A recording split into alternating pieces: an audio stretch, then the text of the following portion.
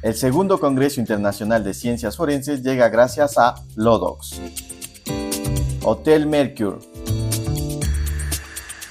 Parmentier,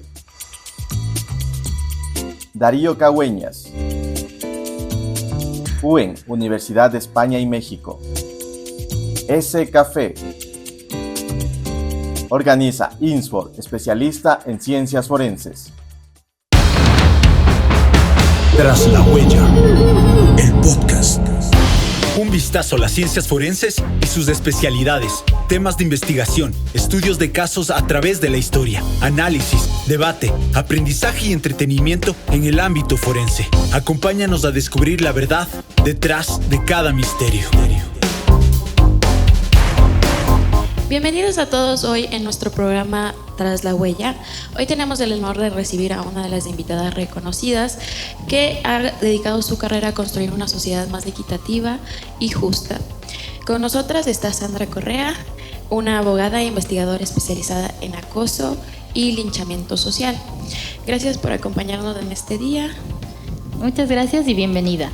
Primero vamos a hablar de su trayectoria como profesional y sus experiencias. Nuestra primera pregunta: ¿cómo surgió su interés por estudiar el acoso y el linchamiento social? ¿Qué fue lo que la motivó a adentrarse en esta maravillosa disciplina? Bueno, buenos días con todas y todas. Renata y Juliana, buenos días. Un honor ser entrevistada por ustedes. Mi formación de licenciada en Ciencias Políticas y Sociales, luego abogada, doctora en jurisprudencia y magíster en Derechos Humanos, Interculturalidad y Género, han venido a nutrir lo que es una vocación de vida, que es proteger la mente humana, la psiquis humana.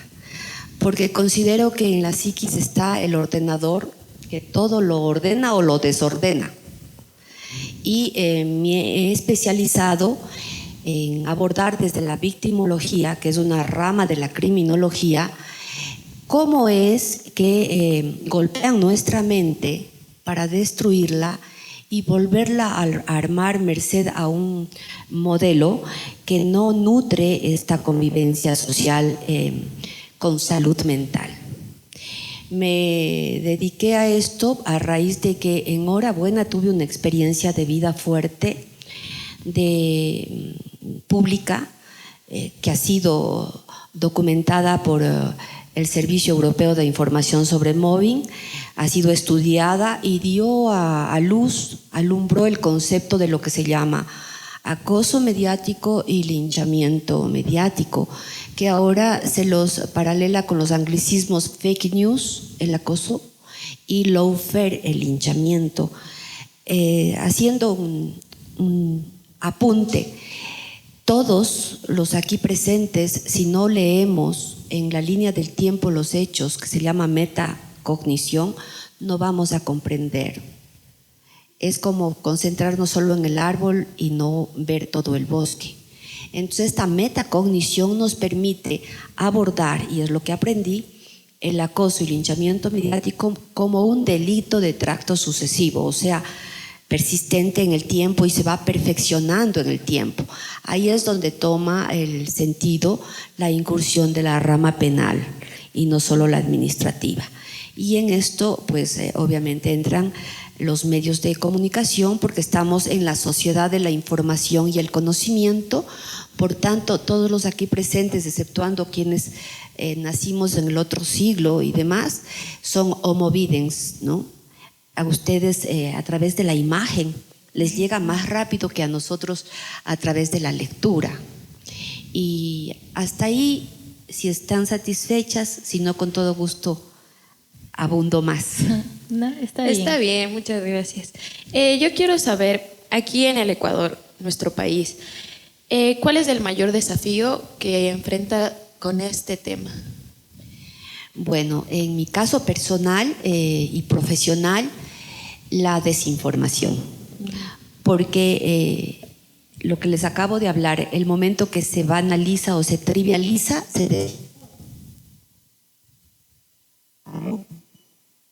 ¿Aló? Entonces se vuelve una moda, por ejemplo, decir no me bulees en las escuelas y en los colegios. El bullying es una en castellano es acoso escolar.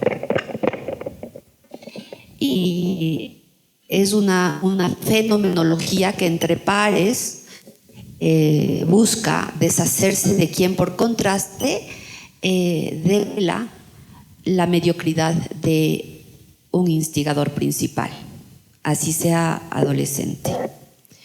Entonces, primero la desinformación, luego la información de lo que sí es acoso y linchamiento mediático.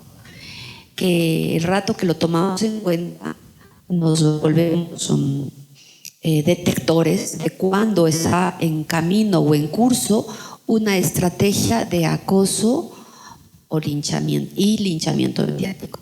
Soy de la idea, y he propuesto así, que todo debe de parar en el acoso. Cuando uno detecte que un acoso viene en curso, que no es el acoso sexual, porque es una de las desinformaciones, hay que actuar para que no se consume el linchamiento, que es la muerte civil de la persona que es proscrita o es destinada al ostracismo.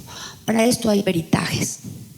Tenemos a la perito jurídico forense Marie-France Irigoyen, por ejemplo, francesa, ustedes la pueden leer, que ella es perito jurídico forense de la Guardia Civil Española, del FBI. También tenemos a Marina Párez Oliva, porque hay el objetivo es la conducta que el acosado o acosada o los acosados y acosadas se autoeliminen, y eso puede resultar un suicidio. Pero si uno hace la pericia y detecta antes del suicidio qué pasó, o conducta autolítica como se le llama, uno muchas veces encuentra que está precedido de un hostigamiento, de un asedio, de un acoso sistemático, sea en escuelas, sea en universidades, sea un personaje público, porque cada quien tiene su nivel de resistencia a un hostigamiento y a un ninguneo público. Entonces, en el Ecuador, resumiendo, el desafío es informar ante la desinformación deliberada para que no se comprenda el fenómeno y sacar de la impunidad. Antes teníamos a nivel administrativo, que tampoco hubo una aplicación correcta en el tema, pero yo propuse en el año 2013 en Buenos Aires, junto con el profesor Eugenio Zaffaroni, que es un penalista que yo admiro mucho, la tipificación del acoso y el linchamiento en el Código Penal. Y tengo toda la propuesta desarrollada, quién es sujeto activo, quién es pasivo, y esto que les decía, delito de tracto sucesivo. Así que en el Ecuador tendríamos que ocuparnos de ese tema si es que nos ocupa preservar la salud mental individual y colectiva de niños, niñas, jóvenes, adultos y ancianos. Muchas gracias. Si me permites, quiero hacer una pregunta. Mencionó usted del linchamiento y el acoso en general, pero yo quiero saber cuál es la población que es más vulnerable a este tipo de delitos, si lo definiríamos como usted dice, como en el Código Penal, cuando ya esté dentro. Perdón, vamos a cortar un momentito. Vamos en edición, le pegamos esa parte, por favor. Vamos a hacer un cambio de micrófono porque al parecer tenemos inconvenientes en la grabación. Mil disculpas, también con el tema luz estamos. Yo entiendo. Por favor, repitamos la pregunta y ahí entramos. Yeah. No, con todo gusto. Más bien, todos nos ayudamos. Claro. Ya, ahora sí. Usted mencionó sobre el linchamiento social y el acoso, sobre todo. Creo que el acoso es a lo que más me quiero enfocar, pero usted, ¿cuál diría que es la población más vulnerable de este hecho? Si son los estudiantes, universitarios de colegio, los adultos, en el mismo trabajo tal vez.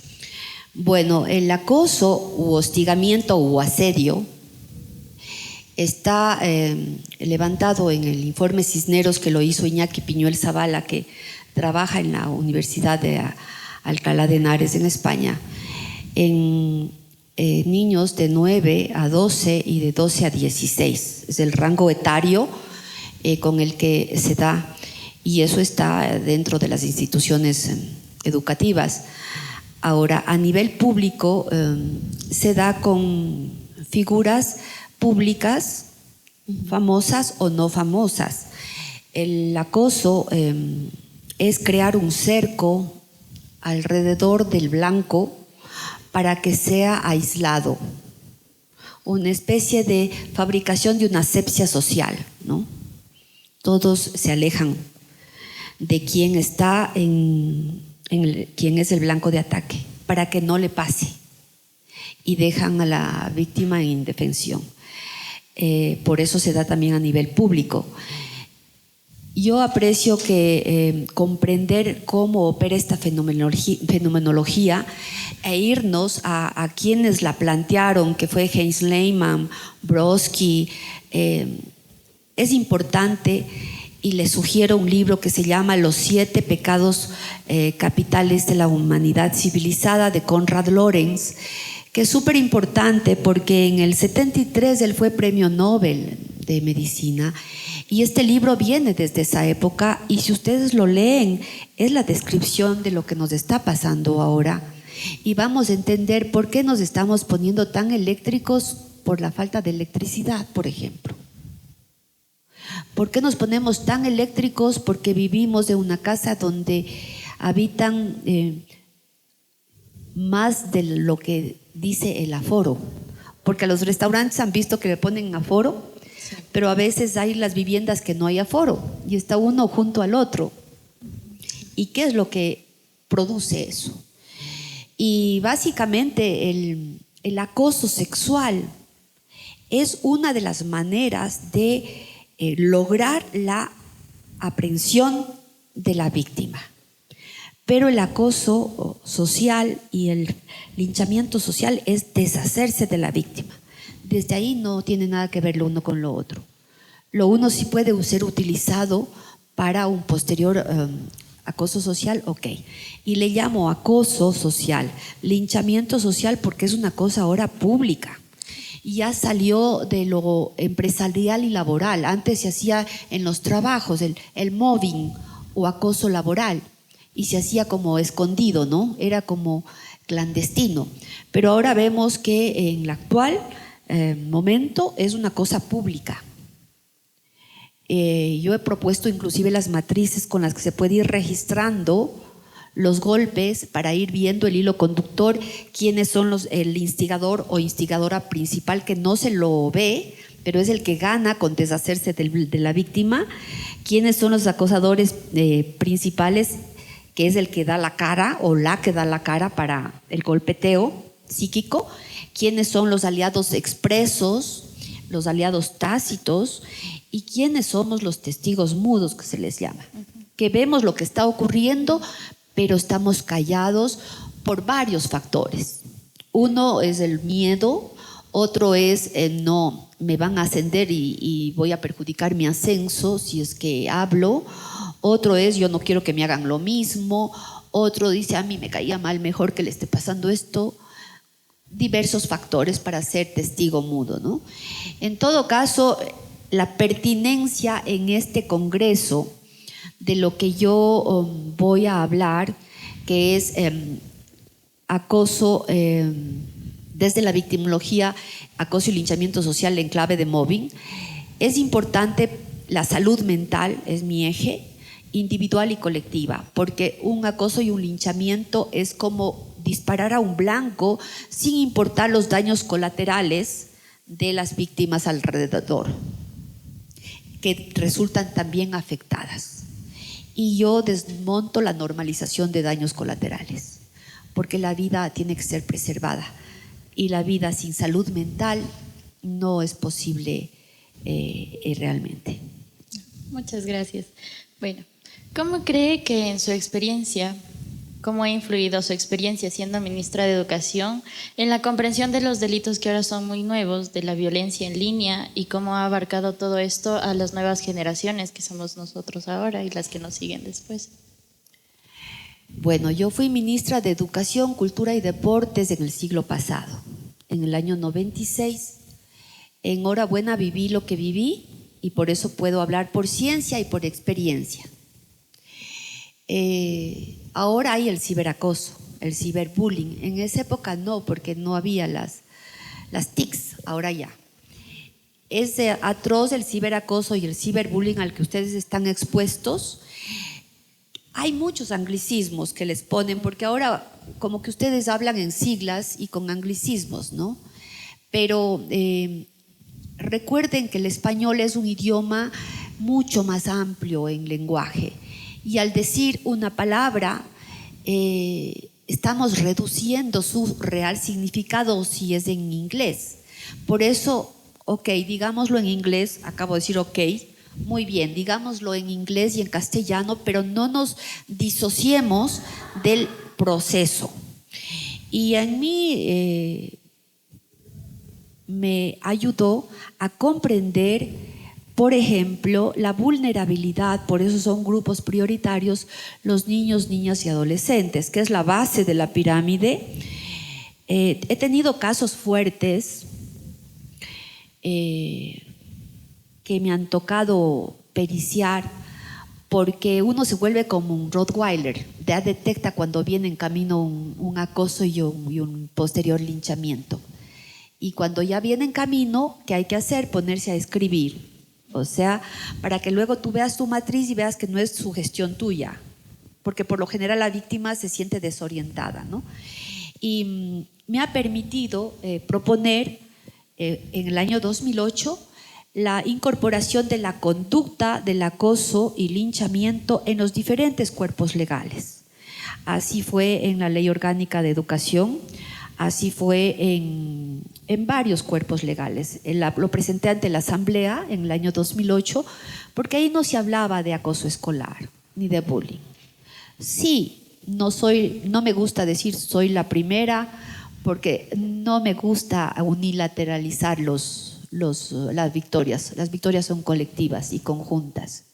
Yo simplemente fui un grano de arena que, como vivió y vive, porque esto es infinito, pues propuse una norma, la desarrollé, y eso fue progresivamente siendo acogido en los diferentes cuerpos legales. Como les digo, en el penal tengo la propuesta que la presenté en Argentina, y en educación yo he propuesto estrategias, como en los centros educativos tienen que ser expeditos los procesos de detección de acoso y linchamiento, que no lo son, y que han determinado que la solución es que el acosado o acosada salga del colegio, lo cual me parece terrible, porque dejan el precedente a los acosadores de que ellos son los que ganan. No estoy de acuerdo con aquello. Le revictimizan también. Yo hice una ponencia en el 2019, en Pedagogía 2019, sobre estrategia, que fue tripartita, porque participó Marina Párez, participó un psicólogo que se relaciona mucho con jóvenes de un centro de salud y quien habla, y presentamos unas estrategias de qué hay que hacer de manera urgente, como cuando se esté incendiando un bosque, para evitar el maltrato mental, psicológico y emocional de la víctima. Eso es lo que me ha dejado y en eso me mantengo. Creo que un buen punto de vista también es tener en cuenta que mucho del tema de acoso escolar con los grupos vulnerables de niños, niñas y adolescentes en la escuela… Perdón, no vulnerables, prioritarios. Prioritarios, mil disculpas. Tiene también que ver con la imagen del colegio. A veces las autoridades no lo toman en serio porque se dañaría su imagen, y ahí ocurre la revictimización. Es como, mejor cámbiate de colegio, te damos el pase de año, pero no digamos nada, que no se divulgue, y eso también creo que es un daño gigante a la víctima. Eso es un daño gigante, yo le llamo una lesión enorme a la sociedad. Ocurre lo que tú estás diciendo. Se custodia imágenes, prestigios. Así en ello se vaya la vida de seres humanos. Hay casos emblemáticos, por supuesto, en lo que tú acabas de decir. Es ocultar para que no se sepa que en nuestro colegio hay.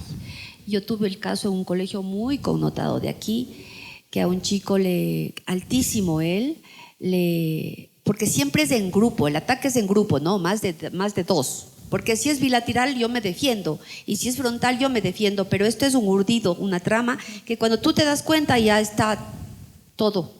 Entonces le ofrecieron que ya lo iban a integrar, porque lo típico es marginar y sufren en silencio la marginación, el ninguneo, etc. Y él les creyó, porque los acosados no somos los más débiles, somos los más fuertes, por eso necesitan agruparse. Porque si no seríamos fuertes, uno a uno está bien, ¿no? Pero cuando necesitan el grupo es porque algo hemos de tener que a lo mejor no hemos sabido. Entonces este chico le quería ser integrado y le dijeron que sí, que ya lo iban a integrar, le citaron en un lugar X, le hicieron creer que ya lo integraban y luego cuando lo tuvieron con unas cervezas más, unas cervezas menos, lo atacaron, ¿no? Inclusive le sacaron un pedazo de oreja. Y otro que hasta ahora está en un centro de atención mental. Entonces es grave, porque nosotros somos seres que creemos en las personas y eso no es una debilidad, chicos y chicas. Perverso es quien usa nuestra escala de valores para engañarnos.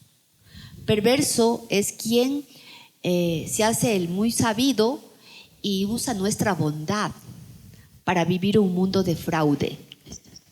Nosotros los que hemos tenido la circunstancia, porque no hay que dramatizar, de ser acosados o acosadas, significa que tenemos algo que tenemos que darnos cuenta y por lo cual necesitaron agruparse para atacarnos.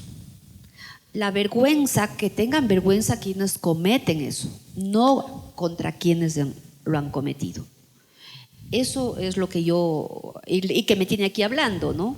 Porque de lo contrario yo estaría autoeliminada, apartada de la sociedad, y no, estoy aquí porque yo estudié y sé al monstruo cómo opera. Claro. Ahora, pasando al tema un poco más legal, usted mencionó sobre que quiere implementar una ley sobre el acoso en Argentina. No, en la Argentina en el 2013 tuve un congreso en el cual mi ponencia era la tipificación, se llamaba Consideraciones sociales y legales para la tipificación del acoso y linchamiento mediático en el Código Penal. Claro. Eso hice como ponencia en el 2013 en la Argentina. Yeah. Zaffaroni le llama lapidación mediática, ¿no? Ajá. ¿Usted cree que en un futuro cercano nosotros como ecuatorianos podamos implementar este tipo penal a nuestro Código Orgánico Integral Penal? Yo pienso que debemos rentabilizar lo que se ha vivido. Y yo aprecio que las leyes no hacen nada si están escritas y no se hace el proceso social. Plantearía primero una conversación para desbrozar la desinformación, lo que no es acoso y lo que no es linchamiento mediático, para partir de lo que sí es acoso y lo que sí es linchamiento mediático. Luego convergería una mesa en la que estén todos los actores, incluidos los dueños de medios de comunicación, los dueños de plataformas, porque las plataformas internacionales tienen sus niveles de bloqueo cuando alguien está siendo acosado o está siendo insultado. Pues en medios nacionales también tiene que existir aquello, ¿no? Primero, o lograr el consenso de todos los actores que tienen que ver con el uso indebido de los medios de comunicación y las TICs.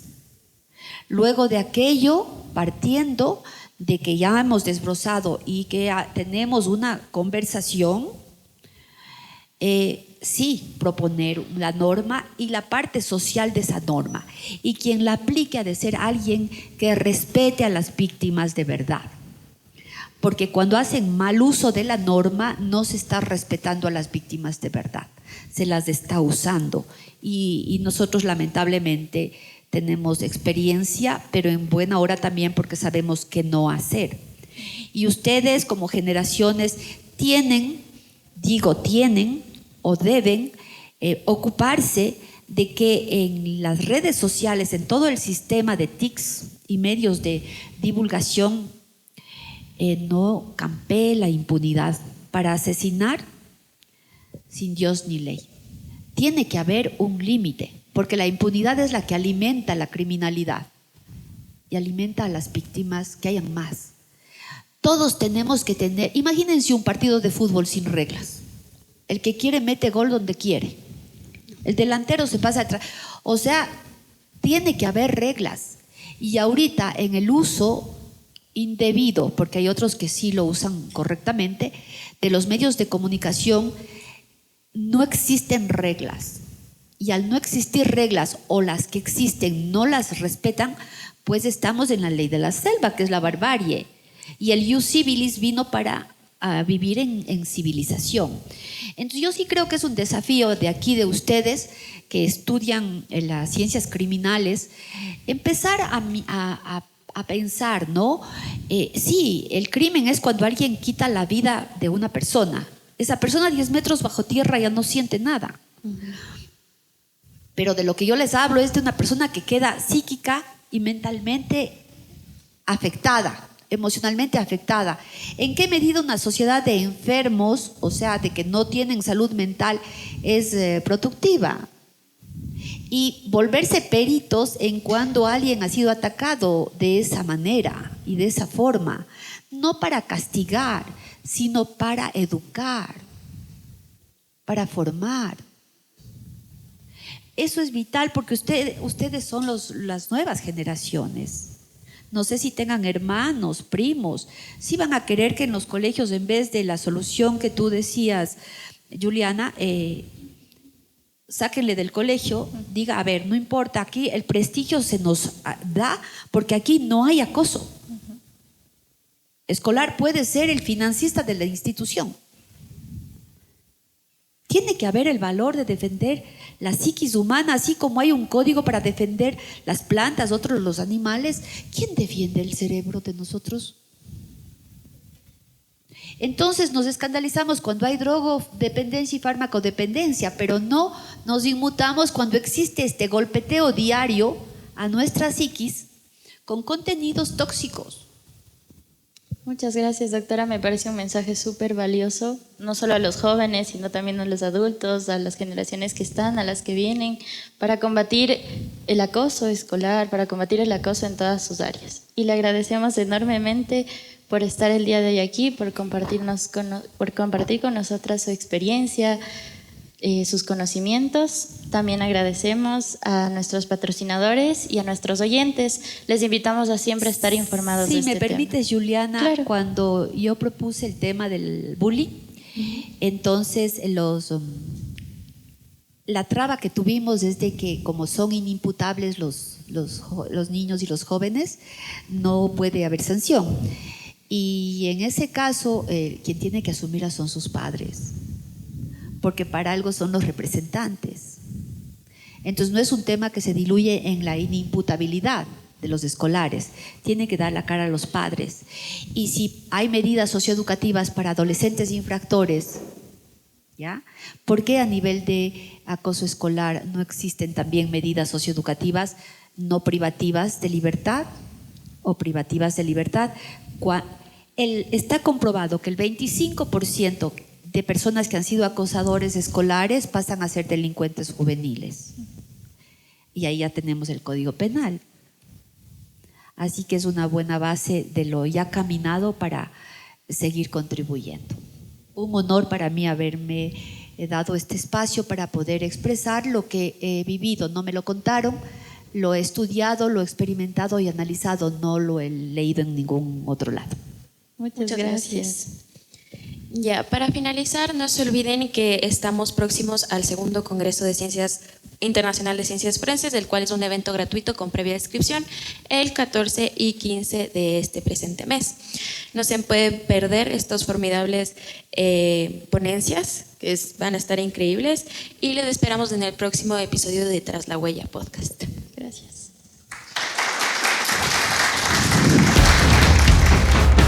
Tras la Huella, el podcast. El segundo Congreso Internacional de Ciencias Forenses llega gracias a Lodox, Hotel Mercure, Parmentier,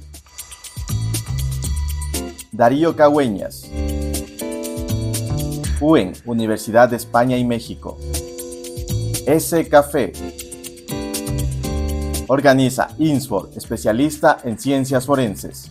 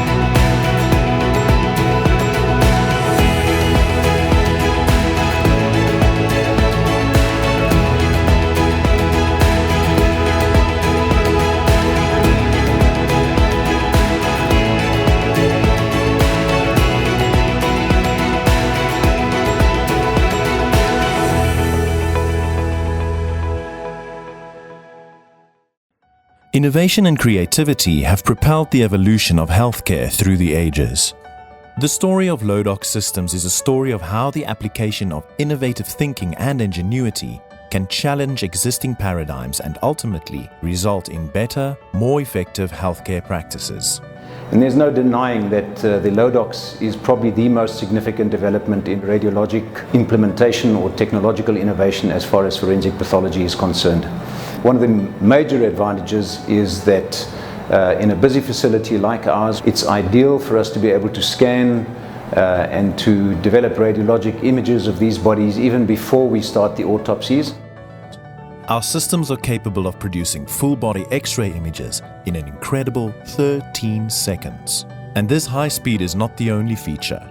We have combined these unprecedented speeds with a minimal radiation dose, while at the same time presenting an image of exceptional quality. As a result of its unique set of characteristics, the Lodox solution is incredibly well suited for operation in trauma hospitals and forensic pathology facilities. Lodox provides a complete picture of a subject's state and injury pattern. Fast, accurate information saves time in forensic pathology investigations by guiding the determination of the cause of death, showing the location of injuries and foreign objects throughout the body.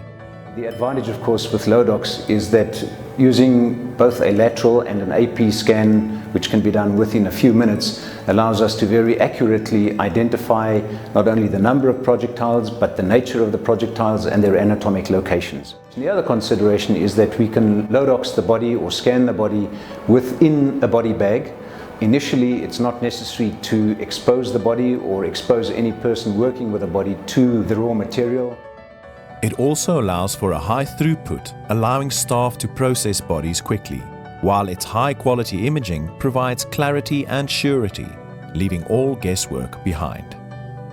There is no known alternative solution that matches the Lodox scanner in the medical X-ray sphere globally.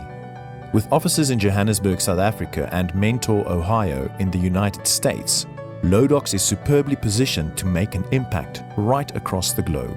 At Lodox, we define our future as the partner in trauma and forensic pathology excellence via the creation of value through strategic investments in people, ideas, and technology.